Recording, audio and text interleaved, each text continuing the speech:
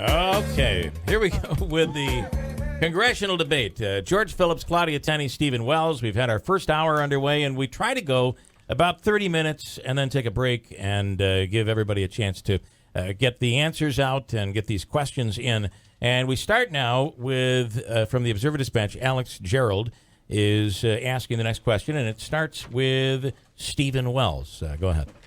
All right. The American Society of Engineers recently gave America a D-plus rating in terms of infrastructure, citing dilapidated roads, waterways, and a need for modernization. Do you see the country's infrastructure as a pressing concern? And if so, how would you address it? It's absolutely a pressing concern. There's no question. We see it right here where we have woeful infrastructure problems. And look, when we decide, the country's got $19 trillion in debt, but there's a couple of things we have to spend our money on. And one of those, as I've said, is the reason that I'm running, is national security. And the other thing is there's no question we have to have infrastructure, the things that private industry can't do. And so right up here in Rome, in Utica, we have sewer problems. We have all kinds of aging infrastructure that need reinvestment. And so it's a proper role for the federal government to do the things that private industry can't. But for the most part, the reason that we're not having jobs is because, again, because of overregulation and overtaxation that's made us as a state and as a country not competitive. So yes, let's deal with our infrastructure issues. And by the way, it's not just roads and bridges. It's, for the 21st century, I would argue infrastructure includes high-speed internet connectivity, things that will help us compete in the 21st century against other countries. All right, now next up is George Phillips. I do support investments in infrastructure, and I want to just add in, when we're talking about internet, cybersecurity. So infrastructure, but national security. We are getting cyber attacks all the time from our adversaries, and the tragedy was just unspeakable that happened recently. Yesterday, 2 days ago in Florida with human life. We do have to be aware of cyber attacks as well. I want to talk about my Grace Commission idea as well, because we have aspects of the government that are important to Americans that we need to invest in, but we have these massive deficits in debt. Ronald Reagan had a Grace Commission in the 1980s. It was business leaders who came in and scoured for waste. They found that 1/3 of government spending was wasteful and inefficient, and it could be cut, and Americans could still get the services that they deserve and were entitled to, such as veterans benefits and health care benefits. We need that type of model today. Unfortunately, the old Reagan Grace Commission was never enacted upon. The new one, in my vision, would have business leaders, but every member of Congress has to stand up, go to town hall meetings, listen to their constituents. How could you save waste? What are your ideas? Take that back to the Congress. Let's cut waste. We have 44 federal job trainings programs right now. And look at our economy. Look at our economic situation. And when we talk about investment in infrastructure, let's get our economy going again with Ronald Reagan supply-side principles like my upstate jobs plan. If the economy rises, we're going to have more coming in tax revenue. We're going to have more money for these infrastructure projects, but we are stewards of the taxpayer money, and we have to look at it that way, and we have to stop wasting the people's money inefficiently. Assemblywoman Tenney. Yeah, infrastructure is one of the most important roles that I think government plays. And as the owner of a business, one thing we need to do is have government focus on providing us with infrastructure, from sewer, cybersecurity, as George mentioned. All those things are very important.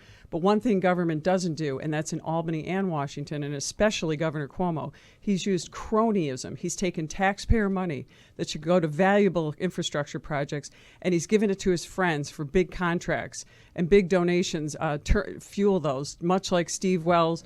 Somebody has to ask Steve Wells, and he needs to answer, why did you give $10,000 to Andrew Cuomo? Why do you have millions in state contracts? This is exactly what's wrong in Albany. How can you stand there and say you're a business person when you're part of the problem? This is what's going on in New York, and it's also going on in Washington. We need business people, yes, business people who aren't engaged in cronyism, business people who are focused on creating jobs, not business people who are looking to curry favor with powerful politicians to get contracts.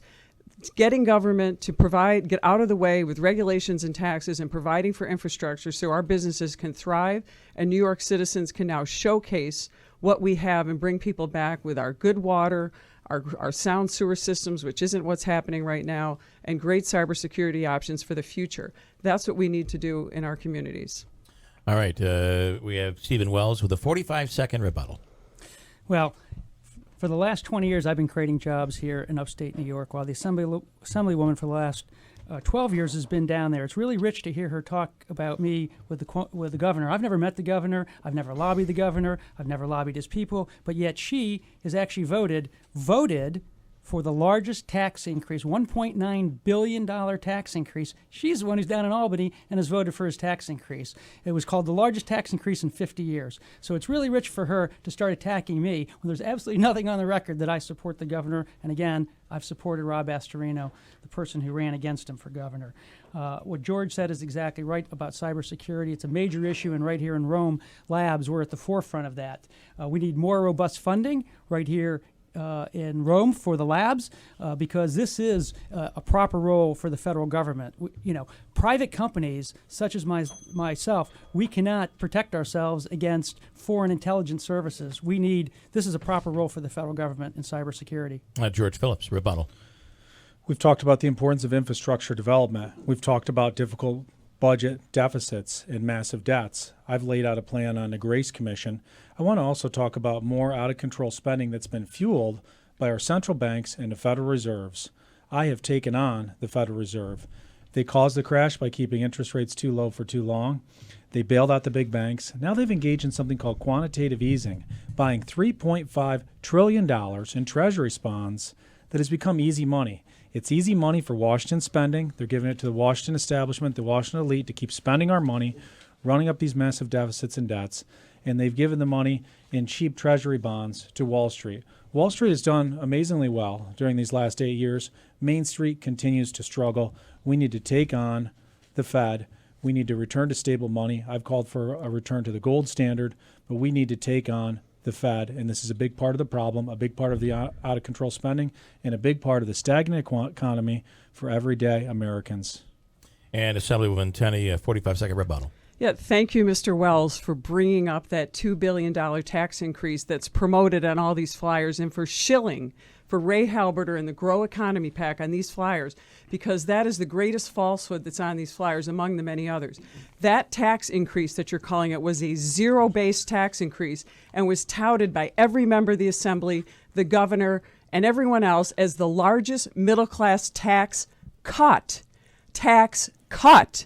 In 58 years in the state of New York, I had a choice: leave the millionaire's tax flat, the same, not an increase, or help our middle-class taxpayers. And George and Steve, who are both part of this, I will side with the middle-class taxpayers over the millionaires and the cronyists like Governor Cuomo every single time.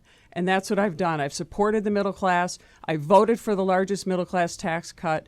And this is a complete fallacy and a lie that's being perpetuated not only by the Grow Economy PAC and Ray Halberter, but you two are willing shills for this horrible lie that's being spread that's hurting our taxpayers. I voted for the largest middle-class tax cut in 58 years in 2011. And incidentally, They keep citing a Senate bill. I'm not in the Senate, and I haven't been in Albany for 12 years. I got elected and took office in 2011. Here is Mark Baracco from WTR. The question will first be directed to George Phillips. Okay, George. The question is with relation to alternative energy. We always talk about trying to grow the economy and grow jobs. Do you see this area as being a prime area, the 22nd, in terms of creating alternative energy jobs? Do you think that's one way that we can help build the economy? I will talk about that. I know we're all given our time, and my opponents have to use their time willingly, but I'm just getting tired of back and forth about these mailers that I have nothing to do with, and all this talk about Cuomo. This is just dominating the debate here. I want to talk about issues that affect real people, not these mailings or something with Governor Cuomo or state government. We're running for United States Congress here. I do want to be wary of boondoggles like Solyndra, where we had the federal government investing massive amounts of money into cronies of President Obama for solar energy that went nowhere. We are in the middle of an energy revolution in America. We have to tap into it. We have to utilize it. We have to allow the United States of America to export natural gas and oil to take on our threats in the Middle East and Russia. We could bury Putin with natural gas here. Europe is so skittish of confronting him in Ukraine and elsewhere because they're so dependent on natural gas from Russia. We need to open up our energy sources here. I'm all for alternatives here, but we do have a tremendous amount of energy resources that we are not getting at. the energy revolution has been propelling this economy, we'd be in much worse shape than we would already be if it hadn't been going as well as it has been. But the government is still constraining it. We're still not able to export fossil fuels the way we should be able to, and this is absolutely critical. I want to support America's energy revolution. I want to take it to the world. I want to use it to help bury our opponents diplomatically, like Venezuela, regimes that are trying to drag the whole continent the wrong way in South America, like Russia, and like these rogue regimes in the Middle East. We should be able to bury Iran and our adversaries in the Middle East with a strong American energy policy. Assemblywoman Tenney. Thank you, George. I do think we need to talk about the issues. And unfortunately, though, the public is getting inundated with millions of dollars. These people on this brochures are your friends. They're your supporters. They are not. They signed your petition. They're not my friends. This is Connie White is your supporter. She's part of the Grow America PAC. She carried numbers of petitions for you all throughout. I'd like to focus on the issues and on energy. But unfortunately, the people of this community are being taken off track. Yes, I'd like to get back on the issues in energy. We need to, I agree, do responsible natural gas drilling. We can do it safely. We can use the technology and the money that's being wasted on personal pet projects of the governor with Solar City and Cylinder with President Obama. These things are not ways that we're going to be energy independent. And that's something the United States has to be in order to be a leader again in the world. And an energy plan, an energy process is not in place in the United States, and it never has been. We have many resources we can tap from. Right now, we need to focus on making ourselves energy independent, and that's something that we will do in New York, hopefully someday. But unfortunately, people like Governor Cuomo and his cronies are preventing us from doing that. All right. Next is Stephen Wells. Well, you have to consider what's the proper role for the federal government in answering your question. And that's, really, as a member of Congress, that's what it comes down to. And I don't think that we should be picking winners and losers. And we've seen the failures when a government tries to intrude in the free market system and pick which companies and what particular segments of industries ought to be doing better than others. And the fact is that as a country, I don't know how anybody could argue that we would not be much safer and be much better off if we were energy independent. And we have the capability of doing that. What I'm more concerned about is as I've learned going around the district is when it comes to our farms is the fact is that we are losing so many farms. And this is an issue of major security. If we don't have a safe domestic supply of food, we are not only hurting our farmers and we are not only hurting the upstate economy, but we are putting our national security at risk. And so this is what we have to do. I don't think the way you're going to solve these issues is by voting for tax increases that the Assemblywoman did. And Never voted for a tax increase. Excuse me, I believe it's my turn. Well, that's interesting. The New York Times called it a net $1.9 billion tax increase. And her leader, Democrat cites the New York Times. And her leader, Brian Kolb, the leader of the Assembly at the time, when he voted against it, she voted for it. The leader voted against it. Said the bottom line is that taxes are being raised in New York State and we still aren't dealing with our state's serious spending problem. So the record is the record. We can talk about... Okay. Okay, thank you. All right, let's go to rebuttal now. 45 seconds rebuttal with George Phillips. I've talked about the energy revolution on the macro level, what it's done for the country and the world. How about state and locally, what it could do for the average everyday American? We want cheaper energy prices for our homes, for our businesses, for the pump, what we pay at the pump for gasoline. These are all things that affect everyday Americans. And if you look at gas prices, they have been going up here, but they were down. Remember in 2008 when they were $4 a gallon? Think about $4 down to the low twos where we got. That's like a tax cut for the average American. We need to embrace America's energy revolution.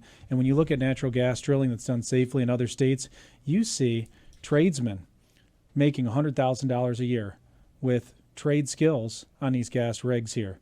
We need to embrace the energy revolution. It'll affect every American. It'll affect our pocketbooks. It'll be like a tax cut for everyone, and this is what we need to do. Assemblywoman Tenney, on your 45-second rebuttal. Yeah, I support sound energy policy, something we have never had in the United States. I remember in the 70s, these guys might not, I remember in the 70s taking every other day going to get gas. It's something we need to have a bold plan in place. We need to open up our resources, including natural gas drilling, and stop this president from focusing on climate change as the largest problem facing our nation when we know it's national security and energy. Also, Steve, I asked you, who would you support, the middle class or the millionaires? The millionaires did not get a tax increase. It was left the same. And I didn't vote for Brian Kolb for Speaker. I voted for Preet Bharara because he's the only one who has cleaned up this state by putting away some of the most corrupt politicians, whether it's Sheldon Silver or Dean Skelos and hopefully Governor Cuomo, who's under federal investigation, and you gave him $10,000, your company, which you claim you built from the ground up, you gave him $10,000 after the passage of the SAFE Act and after this corruption. Why would you do that? Why would you vote against our middle class? 45 seconds, Stephen Wells, rebuttal. Well, on the tax increase that she voted for, what I said was that Brian Kolb, who is the leader, voted the other way, voted against it. She voted for it. He voted against it. The record's clear. Let's move on. The issue with regard to energy and energy security is, again, it's a critical one for our own national security. And I would argue when we talk about the food supply and the farmers here in upstate New York, we've got to get rid of the regulation that is strangling our upstate farmers. This is a critical issue for our upstate security. And energy independence, we absolutely have to have it. Think of the loss that we've had and our involvement in foreign countries that we would not have been necessary if we had domestic, if we were energy independent. All right, I'd like to get through this next question with Jeff Manaske before we break. And it will be directed to Claudia Tenney. Okay, so bear with me for this. I wasn't sure if I'd get into this, but it's been touched on 3 or 4 times today, and that being the Oneida Indian Nation. It's been reported they are involved in the Grow the Economy PAC.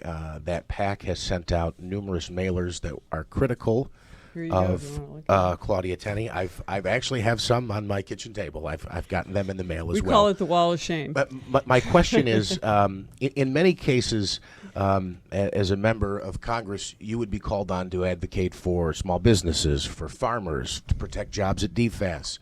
What can you do to help Remington Arms? They are a massive employer. If you are elected to Congress, is it your job to advocate for or on behalf of the Oneida Indian Nation and the Turning Stone Resort Casino? If you were called upon to do so, would you do that?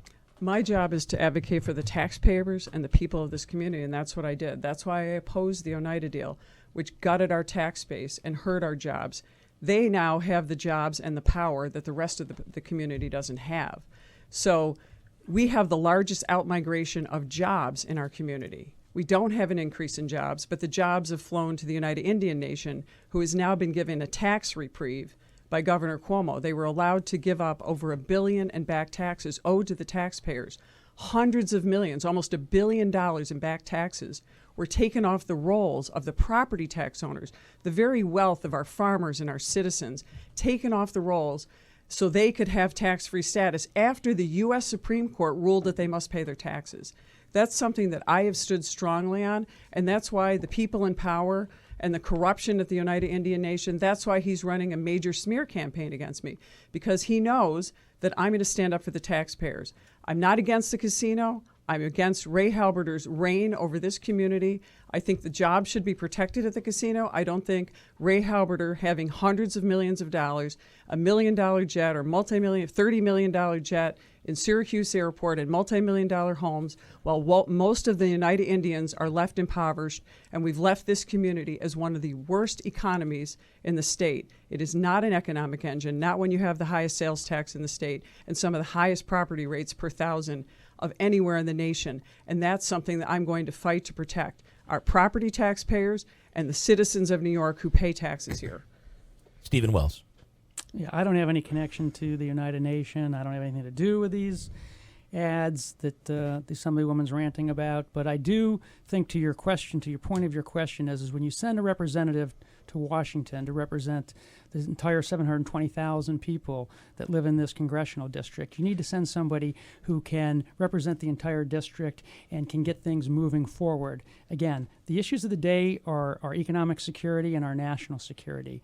And you've got to be able to get along with people enough to be able to articulate your positions, try to convince them and move forward. I've been creating jobs, over 1,000 jobs. That's what I've been doing. I'm not out here having fights that she's having, But the bottom line is you got to be able to get along well enough with people, particularly in your own caucus, or your own other Republicans, to get them to move along, or nothing's going to move forward. I mean, look at her record; she's gotten absolutely nothing done in the Assembly. And if you're going to send somebody to Washington who's just going to rant, they're going to get nothing done. George Phillips. I'm going to come back to my jobs plan. It'll benefit all citizens in this district and of our country. It's a Ronald Reagan style. Lift up the entrepreneurial spirit. Nothing you do to grow, expand a business should be penalized under the tax code. Let's have jobs created. Let's have my students stay here. Let's have our families stay here. I want to talk about something very important to businesses that may come up but hasn't, and I want to interject right now. Obamacare. It needs to be scrapped. We've got a disaster with health care here. It's putting more pressure on our businesses and costing jobs and costing Americans their paycheck. I want a dynamic market of choice for health care. Why, with our businesses right now, do we only have usually two choices? My employer, when I was teaching at the school, put in $10,000 a year that I didn't see in salary. I put in another $7,000 or $8,000 for our family plan. My wife and I had a baby, and at the hospital we had a $5,000 bill. Thankfully, the insurance company, quote unquote, paid for it, but I'm still out $12,000 during that year. Think about auto insurance. Think about other markets. Think about radio. Anyone can listen to any radio station they want to right here. And thankfully, a lot of people are listening to this station, but we have choice in every market here. We don't have choice in healthcare. That's critical for small businesses. And I blame the Republican Party for failing to lay out a clear alternative to Obamacare. We should be able to cage it in a sentence or two for the average American. And what I'm saying is I want a dynamic market of choice. I want more choices for all Americans.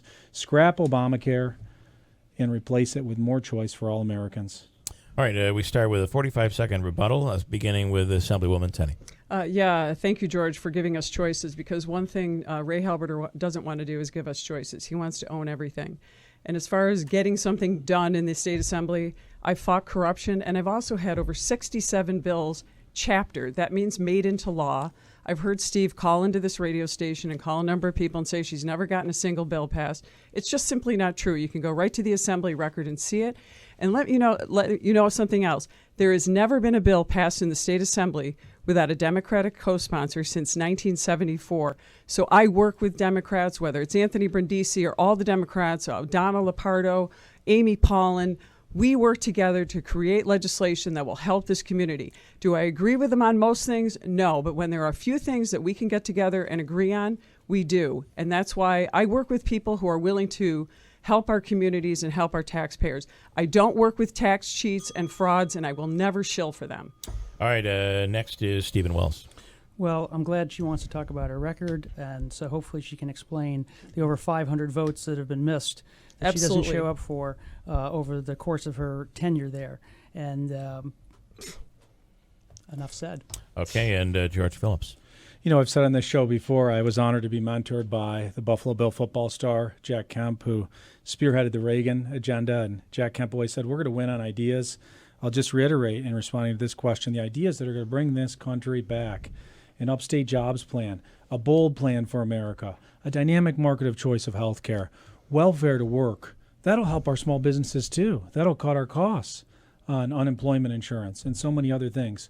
We need to reform. We need to get back to limited principles of government that made this country great, that allowed us to shine for so long. These are the ideas that I'm leading on. We are going to win as a people, as Republican primary voters and as a party on ideas. We're losing right now because we're failing to lead on ideas nationally. Okay, this is the debate for NY-22, the seat currently held by Congressman Richard Hanna. These are the Republican candidates: George Phillips, Claudia Tenney, Stephen Wells. That primary is coming up here later in the month on June 28th. It's just around the corner. This is the first of, we hope to see many debates down the road here, as time is really running out on this campaign. We'll break. We'll come back. I'd like to give each of the panelists a chance to ask one more question, and then the candidates will get a chance to give their closing statements. A quick break, quick breather, and we'll come right back at WIBX.